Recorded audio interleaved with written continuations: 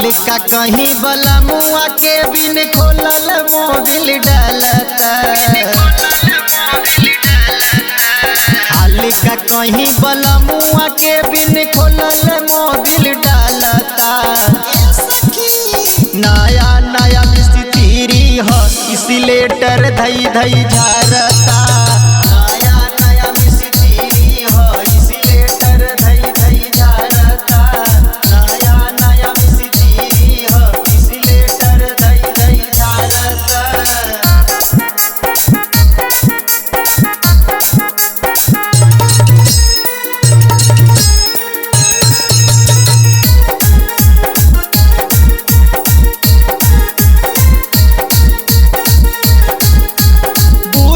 पावे मोबिल चुए नीचे वाला फिल्टर में। एने ओने चेक करे जब पावेला हमके बिस्तर में। पूछन पावे मोबिल चुए नीचे वाला फिल्टर में। एने ओने चेक करे जब पावेला हमके बिस्तर में। कके कनेक्शन दोनों ओर से जब जब लाइट जारता।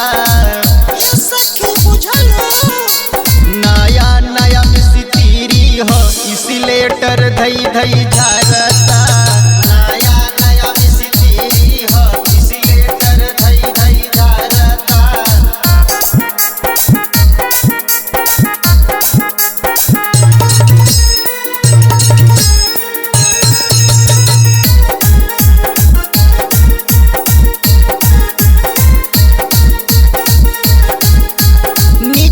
चेचिस ऊपर के बाडी साथ में कहीं जोड़ता। देखी देखी देखी कार्पोरेटर के पानी नाप नाप के छोड़ता। नीचे के चेचिस ऊपर के बाडी साथ में कहीं जोड़ता।